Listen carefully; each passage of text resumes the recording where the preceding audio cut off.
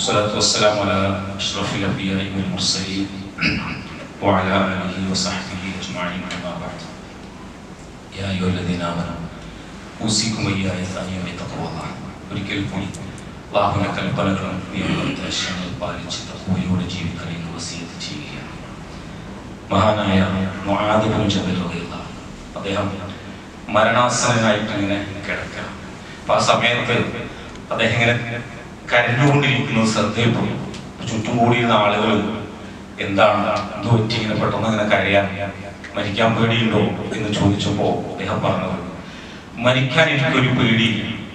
കഠിനമായ ചൂടുള്ള പകൽ സമയങ്ങളിൽ അള്ളാഹുവിന് വേണ്ടി അനുഷ്ഠിച്ചിരുന്ന നോമ്പുകൾ, രാത്രികാലങ്ങളിൽ നീണ്ടു നിന്ന നമസ്കാരങ്ങൾ, പണ്ഡിതന്മാരുടെ സഭയിൽ ഇരുന്നുകൊണ്ട് ദീനീന്റെ സംസാരങ്ങൾ, ഇതൊന്നും മരിച്ചു കഴിഞ്ഞാൽ എനിക്ക് അനുഭവിക്കാൻ കഴിയില്ലല്ലോ എന്നാലോചിച്ച് അതിന്റെ സങ്കടം കൊണ്ട് കരഞ്ഞു പോയതാണ് എന്നാണ്.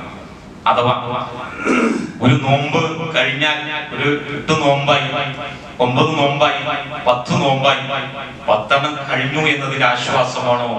അതല്ല, അത് അവസരങ്ങൾ നഷ്ടപ്പെട്ടതുപോലെ പോയതിന്റെ നഷ്ടബോധവും ദുഃഖബോധവുമാണോ നമുക്കുള്ളത് എന്നുള്ളത് വളരെ ഗൗരവത്തോടു കൂടി നമ്മൾ ആലോചിക്കുന്നത്. നമ്മുടെ പൂർവികർ ആ നിലക്കുള്ള ഒരു മനോഭാവത്തോടെയാണ് ദീനിന്റെ സകല കർമ്മങ്ങളെയും നിയമങ്ങളെയും അവരെ കണ്ടത്. മഹാനായ അബ്ദുറഹ്മാൻ ബിൻ ഔഫ് അതീവ സമ്പന്നനായി വ്യാപാരി വ്യവസായിയുമായിരുന്നു അദ്ദേഹം ഒരുപാട് സ്വതക്കേ സക്കാത്ത് കൊടുക്കുക.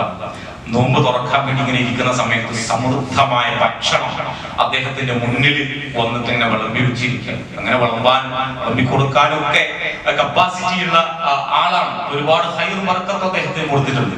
പക്ഷേ അദ്ദേഹത്തിന് ആ ഭക്ഷണത്തളികയുടെ മുന്നിൽ ഇരുന്നുകൊണ്ട് ഇങ്ങനെ കരയാണ്. എന്നിട്ട് അദ്ദേഹം മിസ്അബ് ഇബ്നു ഉമർ റളിയല്ലാഹുവിന്റെ ചരിത്രം, അദ്ദേഹത്തിന്റെ അനുഭവം ആലോചിച്ചുകൊണ്ടാണ് അദ്ദേഹം അനുസ്മരിക്കുന്നത്. എന്താണ്? അതീവ സമ്പന്നനായിട്ടുള്ള മക്കയിലെ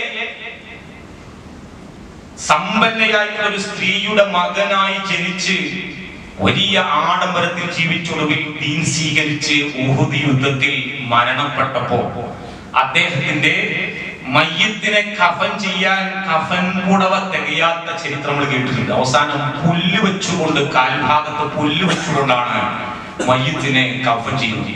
ഈ ചരിത്രം ഓർത്തെടുത്തുകൊണ്ട് എന്റെ പൂർവികരൊക്കെ ഈ ദുനിയാവിൽ ഒന്നും നേടാതെ മുഴുവനും പരലോകത്തേക്ക് മാറ്റിവെച്ചുകൊണ്ട് പരലോകത്ത് നേടിയെടുത്താണല്ലോ കടന്നുപോയത്. പടച്ച തമ്പുരാൻ ഞാനൊക്കെ ചെയ്തതിന് ഈ ദുനിയാവിൽ തന്നെ പ്രതിഫലങ്ങൾ തന്നു, ഇവിടെ തന്നെ സുഖങ്ങൾ തന്നുകൊണ്ട് എല്ലാം തീർക്കുകയാണോ എന്ന് ആലോചിച്ച് ബേജാറായി. ജീവിതത്തിൽ നമ്മൾ സൗഭാഗ്യങ്ങളൊക്കെ അനുഭവിക്കുന്നതിന് കുഴപ്പമില്ല. പക്ഷെ അത് അല്ലാഹു തആല തരുന്ന ഔദാര്യമാണ്, അത് അല്ലാഹുവിന്റെ പരീക്ഷണമാണ് എന്ന് മനസ്സിലാക്കാനും അതിന് അല്ലാഹുവിനോട് ശുക്റും ദിക്റുമുള്ള മനസ്സുണ്ടാവുക എന്നുള്ളതാണ് നമ്മൾ ഓരോരുത്തരും ശ്രദ്ധിക്കാൻ. സഹോദരങ്ങളെ,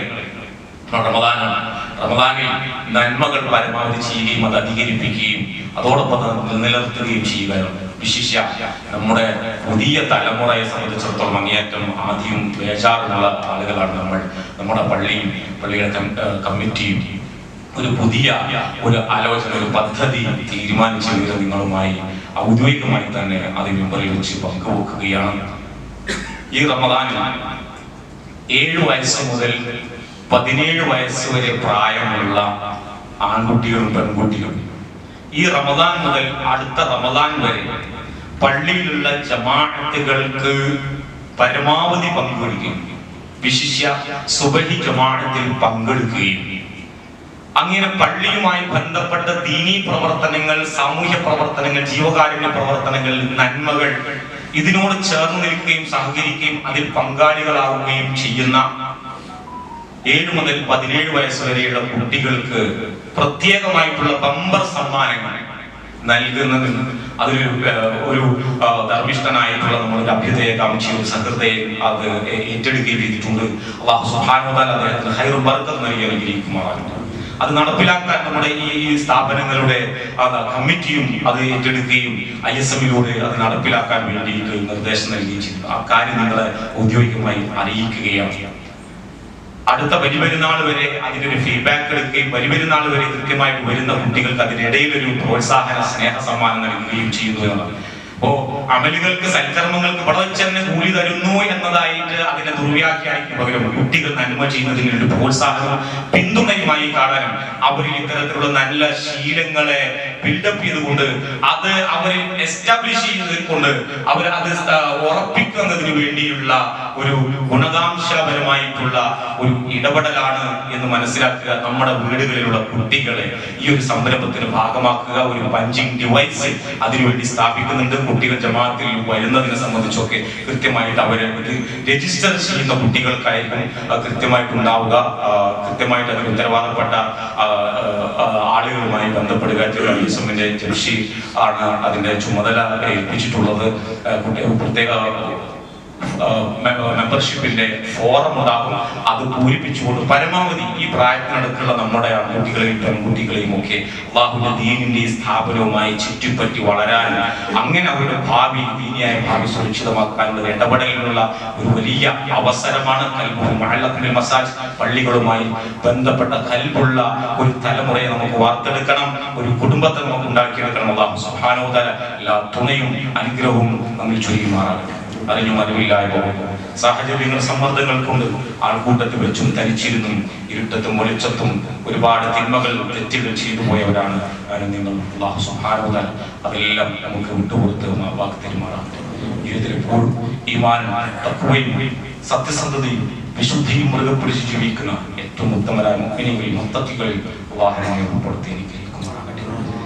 ഒരു കാര്യം തിന്മയാണ്, തെറ്റാണ്, ഹറാമാണ് എന്ന് മനസ്സിലാക്കി കഴിഞ്ഞാൽ ഏറ്റവും ആദ്യ നിമിഷം തന്നെ ആ തിന്മ ഉപേക്ഷിക്കുന്നത് കൊണ്ട് എത്ര വലിയ നഷ്ടമുണ്ടായാലും, അത് ചെയ്യുന്നത് കൊണ്ട് എത്ര വലിയ സന്തോഷവും സംതൃപ്തിയും ഉണ്ടെങ്കിലും അതിൽ നിന്ന് എന്നേക്കുമായി മാറി നിൽക്കാനുള്ള ഈമാനികമായ ആത്മബലം, ഇച്ഛാശക്തി അല്ലാഹു നമുക്ക് നൽകി അനുഗ്രഹിക്കുമാറാകട്ടെ. അല്ലാഹു സുബ്ഹാനഹു വ തആല മുസ്ലിം ലോകത്ത് ഇന്ന് നിലനിൽക്കുന്ന എല്ലാ അസ്വസ്ഥതകളും അരക്ഷിതാവസ്ഥയും അല്ലാഹു ഇല്ലാതാക്കി തരുമാറാകട്ടെ. രാജ്യങ്ങൾ തമ്മിലുള്ള, വ്യക്തികൾ തമ്മിലുള്ള വൈരാഗ്യങ്ങളും വിദ്വേഷങ്ങളും ഒക്കെ വലിയ പ്രശ്നങ്ങളായി മാറിക്കൊണ്ടിരിക്കുന്ന അല്ലാഹു സുബ്ഹാനഹു വ തആല നമ്മുടെ ഹൃദയങ്ങളെ അല്ലാഹു പരസ്പരം യോജിപ്പിക്കുകയും ഇണക്കുകയും ചെയ്യുമാറാകട്ടെ. ലോകത്തിന്റെ വിവിധ ഭാഗങ്ങളിൽ പീഡിപ്പിക്കപ്പെടുന്ന ധാരാളം മുസ്ലിമുകളുണ്ട്, ദുർബലരുണ്ട്, പാവപ്പെട്ടവരുണ്ട്. അല്ലാഹു അവർക്കെല്ലാം ആശ്വാസവും സ്വാതന്ത്ര്യവും നൽകി അനുഗ്രഹിക്കുമാറാകട്ടെ. അല്ലാഹുവിന്റെ കലിമത്തുൽ തൗഹീദിൽ അടിയുറച്ചു നിൽക്കാനും അത് ഉച്ചരിച്ചുകൊണ്ട് മരണപ്പെടാനും അവർക്കും നമുക്കും അല്ലാഹു സൗഭാഗ്യം നൽകി അനുഗ്രഹിക്കുമാറാകട്ടെ. പടർന്നു പിടിക്കുന്ന രോഗങ്ങളിൽ നിന്നും, മഹാമാരികളിൽ നിന്നും, പരീക്ഷണങ്ങളിൽ നിന്നും, ദുരന്തങ്ങളിൽ നിന്നും അല്ലാഹു നമ്മയും നമ്മുടെ നാടിനെയും കാത്തുരക്ഷിക്കുമാറാകട്ടെ. സാമ്പത്തികമായ പ്രയാസങ്ങൾ അനുഭവിക്കുന്ന ധാരാളം ആളുകൾ നമുക്കിടയിലുണ്ട്. അല്ലാഹു സുബ്ഹാനഹു വ തആല ഹലാലായ മാർഗത്തിലൂടെ അല്ലാഹു നമുക്കേവർക്കും ഐശ്വര്യവും ബർക്കത്തും നൽകി അനുഗ്രഹിക്കുമാറാകട്ടെ. കടബാധ്യതകൾ കൊണ്ട് വീർപ്പുമുട്ടുന്നവർക്ക് അല്ലാഹു വീട്ടാനുള്ള എല്ലാ ആഫിയത്തും അതിനുള്ള എളുപ്പ വഴികൾ അല്ലാഹു ഉണ്ടാക്കി കൊടുക്കുമാറാകട്ടെ. അല്ലാഹു സുബ്ഹാനഹു വ തആല നമ്മുടെ മക്കളെയും വരും തലമുറയും അല്ലാഹുവിന്റെ ദീനിൽ അടിയുറപ്പിച്ച് നിർത്തുമാറാകട്ടെ. ലഹരിക്കും അധാർമികതയ്ക്കും അടിമപ്പെട്ടു പോയിട്ടുള്ള നമ്മുടെ യുവതലമുറയെ അല്ലാഹു സുബ്ഹാനഹു വ തആല നേരിന്റെ വഴിയിലേക്ക് കൊണ്ടുവരാനും അല്ലാഹുവിന്റെ എല്ലാ അനുഗ്രഹവും നമുക്ക് ചെയ്യുമാറാകട്ടെ. സോഷ്യൽ മീഡിയയും ഇന്റർനെറ്റും അതിന്റെ ചതിക്കുഴിയിൽ വീഴാതെ അവർക്ക് ഈമാനിന്റെ വെളിച്ചം അല്ലാഹു പകർന്നു നൽകുമാറാകട്ടെ. ഉന്നതമായ വിജ്ഞാനവും നല്ല സ്വഭാവവും ശിക്ഷണവും അല്ലാഹു അവർക്ക് നൽകുമാറാകട്ടെ.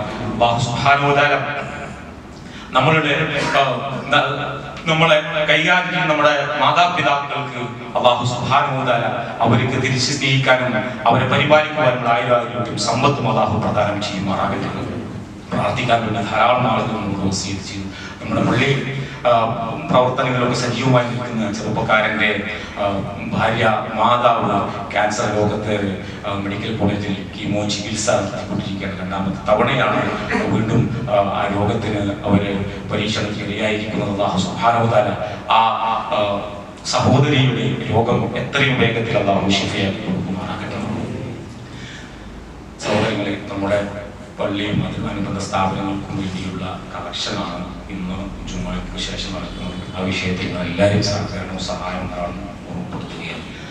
اللهم اغفر للمؤمنين والمؤمنات والمسلمين والمسلمات الأحياء منهم والأموات إنك مجيب الدعوات يا قاضي الحاجات. اللهم أعز الإسلام والمسلمين وأذل الشرك والمشركين. اللهم أجرنا من النار، اللهم أجرنا من النار، اللهم أجرنا من النار. اللهم اغفر لنا ولإخواننا الذين سبقونا بالإيمان فلا تجعل في قلوبنا غلا للذين آمنوا ربنا إنك رؤوف رحيم. ربنا آتنا في الدنيا حسنة وفي الآخرة حسنة وقنا عذاب النار. ربنا تقبل منا دعاءنا وصيامنا وصلاتنا وزكاتنا وصالح أعمال كلنا يا رب العالمين. آمين آمين برحمتك يا أرحم الراحمين.